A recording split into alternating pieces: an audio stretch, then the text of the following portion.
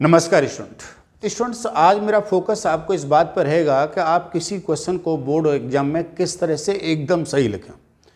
जब हम आप लोगों की कॉपी चेक करते हैं बोर्ड एग्जाम में, तो बहुत सारे सॉल्यूशंस आते हैं हमारे सामने जिन पर हम 100% मार्क्स नहीं दे पाते हैं और दे भी नहीं सकते, क्योंकि उनके सॉल्यूशन वो करेक्ट नहीं होते हैं या उनको लिखने का तरीका करेक्ट नहीं होता।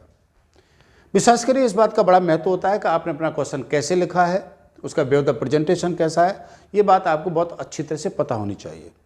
ठीक है, बहुत से स्टूडेंट्स हमसे ये भी कह देते हैं सर हमारे टीचर ने तो ऐसा ही कराया था। कई बार हम देखते हैं कि हमारे टीचर ने तो ऐसा ही बताया था, तो हम ये कहेंगे शायद उन टीचरों को भी नहीं पता है कि वो बात कैसे करनी चाहिए थी। ठीक है, तो आप बहुत अच्छी तरह समझ लें कि बातों को कैसे करना है और कैसे सॉल्व करना है और कैसे इन बातों को लिखना है। यहाँ पर क्वेश्चन में रिलेशन फंक्शन के पर लिया है, आपको बताना है कि ये जो रिलेशन दे रखा है वो रिलेशन रिफ्लेक्सिव ट्रांजिटिव होगा लेकिन सिमेट्रिक नहीं होगा। ये रिलेशन जो डिफाइन है वो रियल नंबर में डिफाइन है।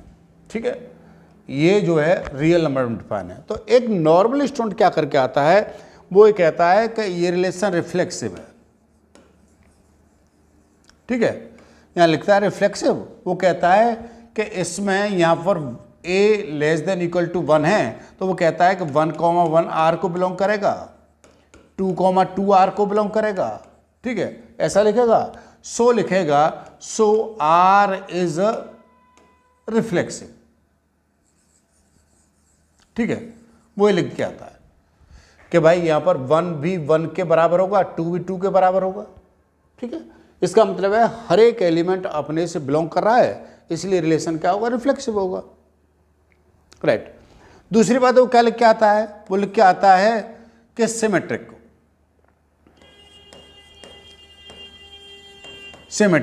वो सिमेट्रिकली क्या कहेगा, वो कहेगा कि 1,2 तो R को बिलोंग करेगा, क्योंकि जो 1 है, ये जो 1 है वो 2 से कम है।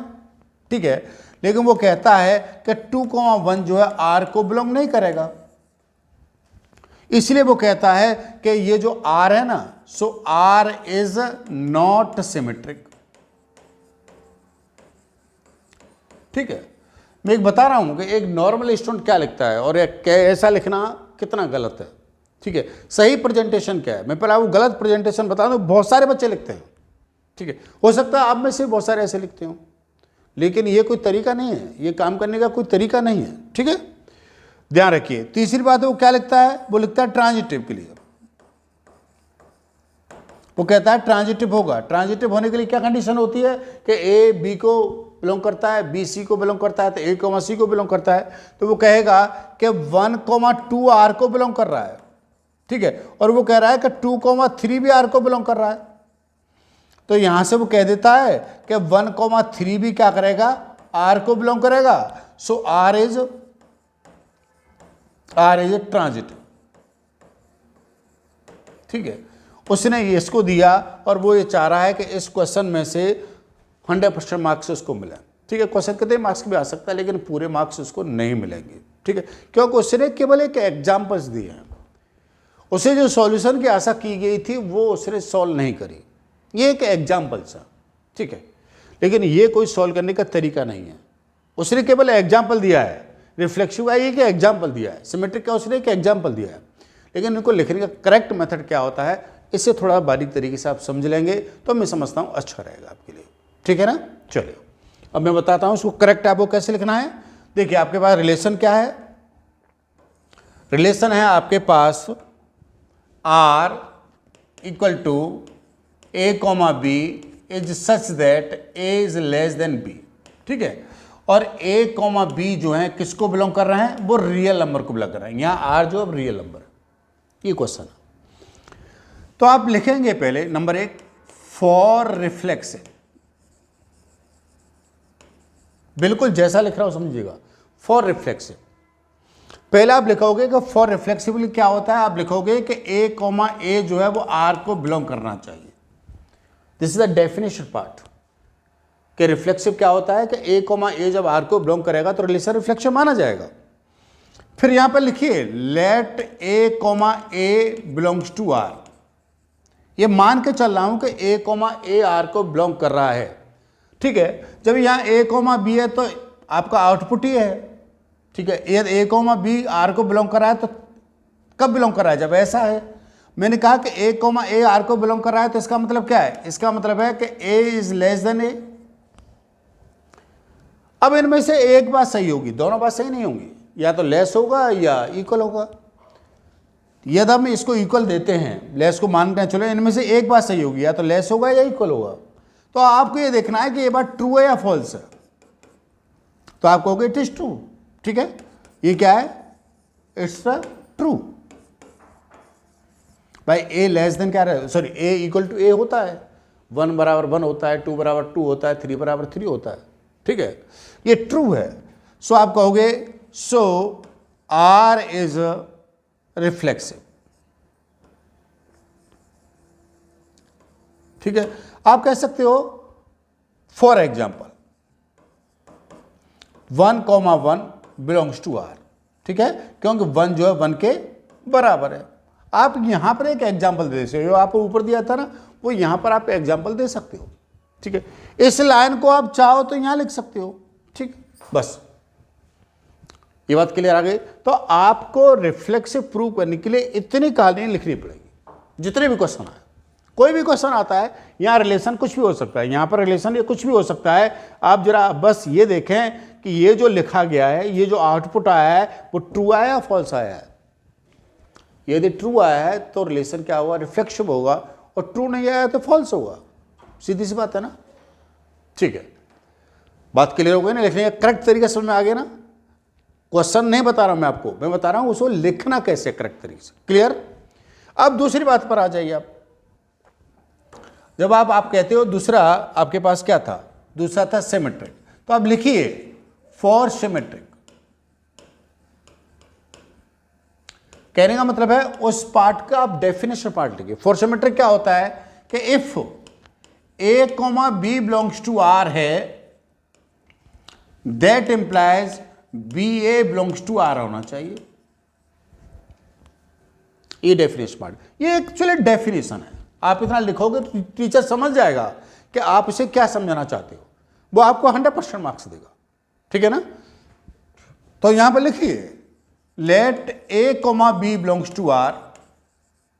मैंने कहा कि A comma B belongs to R है, तो आपने देखा कि आपका रिलेशन क्या था भाई, आपका रिलेशन ये था A comma B belongs to R है, तो A less than equal to B, ठीक है। तो आपके पास यहां पर क्या आउटपुट आएगा, आपके पास आएगा A is less than equal to B. जब आपके पास A less than equal to B है तो आप क्या लिखोगे कि B is not less than equal to A. भाई बी ए कब बिलोंग करेगा, बी ए तब बिलोंग करेगा बी जो है ए से छोटा हो या बराबर हो, ठीक है। तो यहां पर कोई भी नंबर लिए जाते हैं। आपने कहा कि 1,1 लेस देन बी है, इसका मतलब है 1,2 बिलोंग्स टू आर। आप एग्जांपल दे सकते हो यहां पर कि 1 जो है 2 से छोटा है, तो 1,2 आर को बिलोंग करेगा, लेकिन 2,1 जो है आर को बिलोंग नहीं करेगा। यहां पर ये एग्जांपल दिए आपने दोनों, ठीक है। तो अब आप कहोगे कि B A not belongs to R. A भी तो आर को बिलोंग कर रहा है, लेकिन बी ए जो है वो आर को बिलोंग नहीं कर रहा है, ठीक है। खाली एग्जांपल देने से काम नहीं चलेगा, उसकी एल्जेब्रिक लैंग्वेज क्या है, ठीक है, उसकी लैंग्वेज क्या है क्वेश्चन को लिखने की, ये इंपॉर्टेंट बात है, ठीक है। तो आपने लिखा कि B A belongs to R, sorry B A not belongs to R, B A belong नहीं करेगा। So R is not symmetric, ठीक है भाई। नॉट था तो यहां पर नॉट बिलोंग्स टू आया, क्लियर। बात समझ आ गई ना मैं कैसे लिख रहा हूं भाई। ये लाइन तो आप जरूर लिख के आए, ये डेफिनेशन पार्ट है। ऊपर भी आप देख रहे हैं कि ये डेफिनेशन पार्ट है, ये जो नंबर है, ये जो चीज लिखी गई है, ये डेफिनेशन पार्ट है। इतना लिखिए, क्लियर। अब उसके बाद आता है इसका थर्ड पार्ट। थर्ड पार्ट क्या है इसका, थर्ड पार्ट है इसका ट्रांजिटिव। तो आप लिखिए फॉर ट्रांजिटिव, ठीक है। फॉर ट्रांजिटिव आप लिखेंगे if A comma B belongs to R, B comma C belongs to R, that implies A comma C belongs to R। ठीक है, अब आप इन दोनों को लेके चलोगे तब आप बताओगे कि हम जो लेके चल रहे हैं उनसे ये आउटपुट हमारा क्रिएट हो रहा है नहीं हो रहा है। ठीक, ये तो डेफिनेशन लिख दिया आपने। अब आप यहां लिखिए let A comma B belongs to R, इतना लिखा आपने, A comma B belongs to R। तब आप क्या लिखोगे, आप लिखोगे कि A less than equal to B, क्योंकि आपका A कॉमा B R को बिलोंग कर रहा है तो आउटपुट आपका ये आएगा, या आपका आउटपुट ये है तो रिलेशन ये आएगा, सीधी सी बात ये है। ये आपके पास एक रिजल्ट क्रिएट हुआ। आप यहां लिखिए B comma C belongs to R है। आप यहां पर एग्जांपल दे सकते हो, आप कह सकते हो 1 कॉमा 2 बिलोंग्स टू R। ठीक है, आप कह सकते हो 1 जो है 2 से क्या है, छोटा है। आप यहां कह सकते हो कि B comma C belongs to R, तो आप कह सकते हो B less than equal to C। ठीक है, B C R को बिलोंग कर रहा है तो B C से छोटा है तभी बिलोंग कर रहा है। ये आपका दूसरा रिलेशन है। आप यहां पर कह सकते हो कि 2,1 जो R को बिलोंग करेगा। ठीक है, ये एग्जांपल बाद में दे सकते हो, लेकिन सबसे इंपॉर्टेंट बात है आपको ये लिखनी पड़ेगी पहली बात। ठीक है, ये मीनिंग है, वो ये समझना चाहता है कि आप उसकी गहराई तक लिख पा रहे हो या नहीं लिख पा रहे हो। राइट, उसके बाद आप क्या कर रहे हो, फ्रॉम 1 and 2 आप कहोगे कि A B से छोटा है, B C से छोटा है, तो हम ये कह सकते हैं कि A जो है वो C से छोटा होगा या इक्वल होगा। ठीक है, जब ये रहेगा तो आप ये कह सकते हो कि A कॉमा C जो है, A कॉमा C जो है वो R को क्या करेगा, बिलोंग करेगा। ठीक है, जब A कॉमा C R को बिलोंग करेगा तो आप लिखोगे R इज अ ट्रांजिटिव। ठीक है, hence R is reflexive, transitive but not symmetric. ठीक है, तो ये बात है कैसे लिखी जाएंगी, ये इंपॉर्टेंट बात है। आप इसका स्क्रीनशॉट ले लें, बहुत अच्छी तरह से इन बातों को समझें और समझने की कोशिश करें कि भाई हम इस बात को कैसे लिख पाएंगे। ठीक है, बहुत इंपॉर्टेंट बात होती है, ध्यान रखें कि ये जो पार्ट है आपके पास डेफिनेशन पार्ट है, ये आप जरूर लिख के आएँ, इन बातों को जरूर लिखें कि ये पार्ट्स क्या हैं। उसके बाद इस फॉर्मेट में लिखेंगे तो आपको 100% मार्क्स मिलेंगे। क्वेश्चन जितने का भी है उसमें से आपको पूरे के पूरे मार्क्स मिलेंगे। यदि आप खाली एग्जाम्पल दे के आएंगे, खाली एग्जाम्पल से लिखेंगे जिसमें ऊपर लिखा था, तो विश्वास करिए आपको पूरे नंबर नहीं मिलेंगे। ठीक है, इस तरह की वीडियो देखने के लिए आप प्ले लिस्ट अवेलेबल है, उस प्ले लिस्ट पर जाकर आप बहुत सारे क्वेश्चन देख सकते हो। ठीक है, आज के लिए इतना ही। अपना ख्याल रखिए, खुश रहिए। कल मैं आपसे और किसी नई वीडियो के साथ मिलूंगा। धन्यवाद।